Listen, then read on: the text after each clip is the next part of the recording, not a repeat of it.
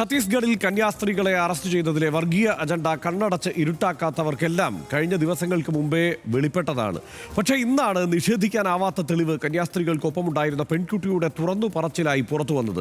കന്യാസ്ത്രീകളുടെ ഒപ്പം പോയത് മാതാപിതാക്കളുടെ സമ്മതപ്രകാരമാണ് എന്ന് പെൺകുട്ടി പറഞ്ഞു.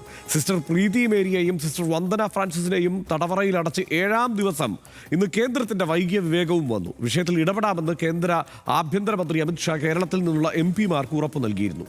ഈ നടക്കുന്നതിന്റെ എല്ലാം പ്രാധാന്യം പരിപൂർണമായി ഉൾക്കൊണ്ട് തുടർച്ചയായ 4ാം ദിവസവും RDX ഈ വിഷയം ചർച്ചയ്ക്കെടുക്കുന്നു. കന്യാസ്ത്രീകളുടെ അറസ്റ്റിൽ നിർണായക വഴിത്തിരിവാകുന്ന തുറന്നു പറച്ചിലാണ് അവർക്കൊപ്പം പോയ പെൺകുട്ടികളിൽ ഒരാൾ നടത്തിയിരിക്കുന്നത്.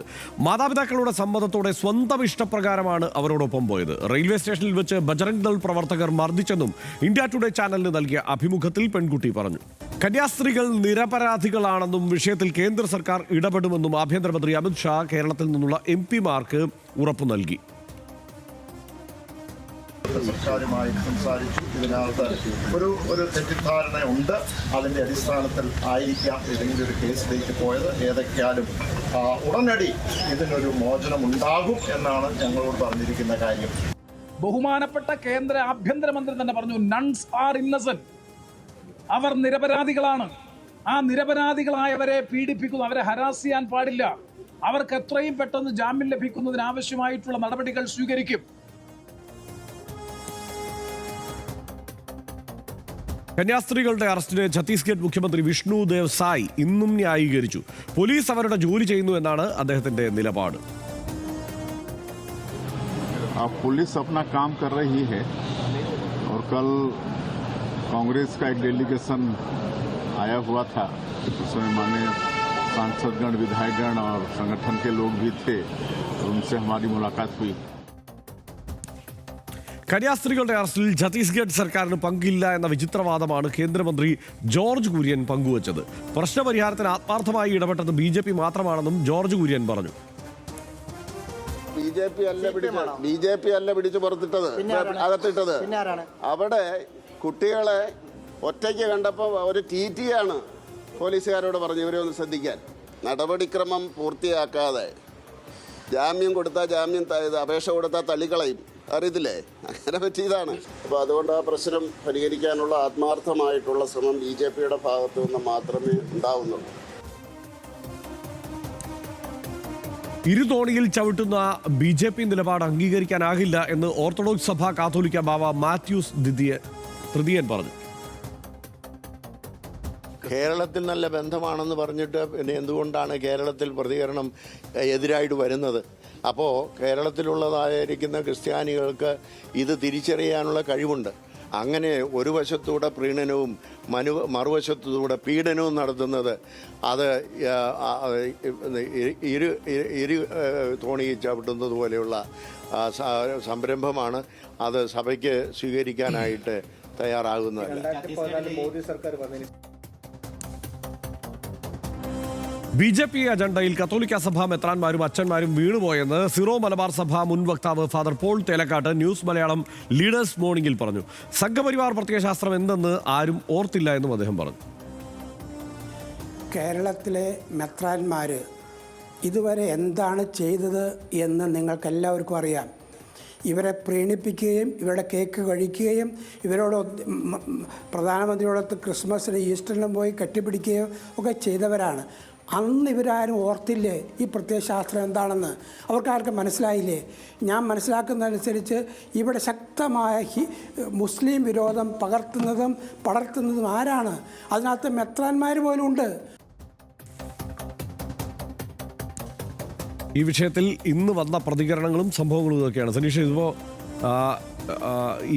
ഇന്നും ഈ കന്യാസ്ത്രീകൾ ജയിലറയിൽ തന്നെയാണ്. അതാണ് യാഥാർത്ഥ്യം. പലതരത്തിലുള്ള പ്രതികരണങ്ങൾ വരുന്നുണ്ട്. ഇതിപ്പോൾ ഛത്തീസ്ഗഡ് മുഖ്യമന്ത്രി പറയുന്നത് പോലീസ് അവരുടെ ജോലി ചെയ്യുന്നു എന്നാണ്. പോലീസ് ജോലി ചെയ്താൽ കുഴപ്പമില്ല, പോലീസ് അല്ലല്ലോ ചെയ്തത്, ബജറംഗ് ദളാണ് ചെയ്തത്. അപ്പോൾ ഒന്ന് ആ സാഹചര്യം. പക്ഷേ ഇന്നിപ്പോൾ കേന്ദ്ര ആഭ്യന്തരമന്ത്രി പറഞ്ഞു, കേരളത്തിൽ നിന്നെത്തിയ MP-മാരോട് പറഞ്ഞു ഈ സിസ്റ്റേഴ്സ് നിരപരാധികളാണ് എന്ന് പറഞ്ഞു എന്നും പറയുന്നു. എന്താണ് ഈ സാഹചര്യത്തെ എങ്ങനെയാണ്?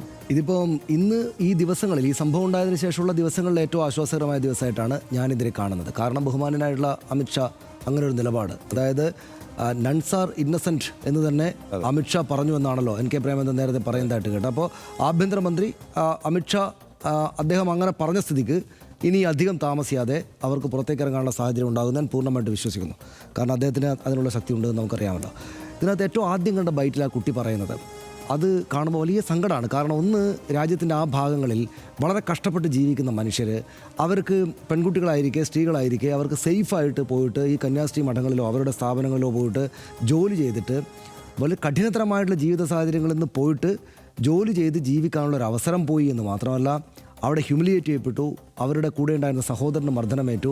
വലിയ രാജ്യം മുഴുവൻ ചർച്ച ചെയ്യുന്ന ഒരു വലിയ സംഭവത്തിൻ്റെ കേന്ദ്ര ബിന്ദു സ്ഥാനത്ത് നിൽക്കേണ്ടതായിട്ട് അതിഗുരുതരമായിട്ടുള്ള സാഹചര്യം വന്നിരിക്കുന്നു. നമ്മുടെ ഈ രാഷ്ട്രീയ പ്രശ്നങ്ങൾ, ഈ രാജ്യത്ത് രാഷ്ട്രീയ കക്ഷികൾ, പ്രത്യേകിച്ചും ഈ ഭാഗത്തുള്ള രാഷ്ട്രീയ കക്ഷികൾ ചെയ്യുന്ന ഈ രാഷ്ട്രീയ പ്രശ്നങ്ങളിൽ സാധാരണക്കാരായ മനുഷ്യർ എത്രമാത്രം വിഷമിക്കേണ്ടി വരുന്നു എന്ന ഒരു പ്രശ്നമാണ് അതിനകത്ത്. പുതിയ കാര്യങ്ങൾ കൂടുതലില്ല അതിനകത്ത്. അതെ, പക്ഷേ അതിനകത്ത് കൗതുകമുള്ള ചില കാര്യങ്ങളുണ്ട്. അതായത് ഒന്ന്, കോടതി തീരുമാനമെടുത്ത് എന്താണ് അതിൻ്റെ മിസ്റ്ററി എന്ന് ഞാൻ നിങ്ങൾക്ക് അറിയില്ല എന്നാണ്. അതൊരു മിസ്റ്ററി ഇല്ല. അവിടെ സംസ്ഥാന സർക്കാർ പോയിട്ട് ഇത് കടത്താണ്, മനുഷ്യക്കടത്താണെന്ന് പറഞ്ഞു. മനുഷ്യക്കടത്താണെങ്കിൽ NIA കോടതി കൊടുക്കണമെന്ന് കോടതി പറഞ്ഞു. അദ്ദേഹം വളരെ നിഷ്കളങ്കനായിട്ട് പറയുകയാണ് എന്താ അവിടെ നടന്നത്.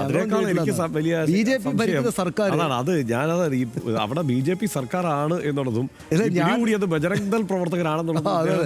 അല്ല, അദ്ദേഹത്തിന്റെ നിഷ്കളങ്കത ഒന്നെന്ന് വെച്ചാൽ പള്ളിയിലച്ചന്മാർ ആ നിഷ്കളങ്കം വഴങ്ങാം എന്ന് തീരുമാനിച്ചൊരു കാലം ഉണ്ടായിരുന്നു. പക്ഷേ ഇപ്പോൾ ഈ സമയത്ത് അദ്ദേഹം അത്ര നിഷ്കളങ്കനാണ്. അദ്ദേഹം ആവർത്തിച്ച് പറയുന്നത് കേട്ടോ, അതായത് രാഷ്ട്രീയക്കാരങ്ങനെ ചെയ്യുന്നു, എല്ലാം രാഷ്ട്രീയമാണോ, രാഷ്ട്രീയക്കാരെന്തിനാണ് അങ്ങനെ ചെയ്യുന്നത്, അദ്ദേഹം എന്തോ വെള്ളയമ്പലത്ത് പലചരക്ക് കച്ചവടം നടത്തുന്ന ഒരാളാണ്, ബാക്കിയെല്ലാം രാഷ്ട്രീയക്കാരാണെന്ന് തോന്നും. അതായത് അദ്ദേഹവും രാഷ്ട്രീയക്കാരനാണ്, BJPയുടെ സംസ്ഥാന അധ്യക്ഷനാണ് ഈ പറയുന്നത് എന്തോ മറ്റവരൊക്കെ രാഷ്ട്രീയം കളിക്കുകയാണ് എന്ന്. അതായത് ഞാൻ നേരത്തെ അദ്ദേഹത്തിൻ്റെ വാർത്താസമ്മേളനം തുടങ്ങുന്നതിന് തൊട്ട് മുമ്പ് പറഞ്ഞ കാര്യം, അതായത് അമിത്ഷാ ഈ കാര്യം പറഞ്ഞതോടുകൂടി ഈ കാര്യം ക്ലോസ് ആവുകയാണ്. അതായത് അവർ ഇറങ്ങും. നമ്മൾ 60-65 വയസ്സുള്ള 2 കന്യാസ്ത്രീകൾ ഈ ഒട്ടും സൗകര്യമില്ലാത്ത ജയിൽ നിലത്ത് കിടക്കുകയാണ്. അവരെത്രയും പെട്ടെന്ന് വരാനുള്ള കാര്യങ്ങൾ നടക്കുന്ന സന്തോഷം തന്നെ. അത് അദ്ദേഹം രാജീവ് ചന്ദ്രശേഖർ അമിത്ഷായോട് സംസാരിച്ചാണെങ്കിലും തിരിച്ചാണെങ്കിലും ഒക്കെ സന്തോഷകരമായിട്ടുള്ള കാര്യമാണ്. പക്ഷേ അമിത്ഷായെ രാജീവ് ചന്ദ്രശേഖരനെ ഇതിന് പ്രേരിപ്പിച്ചത് എന്താണ് നമ്മൾ ഒരിക്കലും മറക്കരുത്. എന്താണത്? അവരുടെ രാഷ്ട്രീയമാണത്. കാരണം കേരളത്തിൽ 1 മുതൽ 10 വരെയുള്ള സീറ്റുകൾ വേണമോ, അല്ലെങ്കിൽ തങ്ങളുടെ കോർ ഐഡിയയിൽ ഈ മതപരിവർത്തനം നടത്തുന്നവരാണ് കന്യാസ്ത്രീകൾ, ഇവരതിനാണ് വന്നിരിക്കുന്നതെന്ന ഈ ആ സംസ്ഥാനത്തെ BJP മുഖ്യമന്ത്രി ശരിയാവണ്ണം പറയുന്ന ഞങ്ങളുടെ കോർ ഐഡിയയിൽ നിൽക്കണമോ എന്നൊരു ചോദ്യം അമിത്ഷായ്ക്കും രാജീവ് ചന്ദ്രശേഖരന് മുന്നിൽ വന്നു. ആ ചോദ്യത്തിന് ഉത്തരം അവർ സ്വീകരിച്ചിരിക്കുന്നത് ഞങ്ങൾക്ക് കേരളത്തിൽ 1 മുതൽ 10 വരെയുള്ള സീറ്റുകൾ വേണം. ഈ കന്യാസ്ത്രീകളെ എങ്ങനെ ബുദ്ധിമുട്ടിച്ചിട്ട് ഈ അപ്പുറത്ത് വരാനുള്ള വോട്ടുകൾ തള്ളിക്കളയാൻ പറ്റില്ല.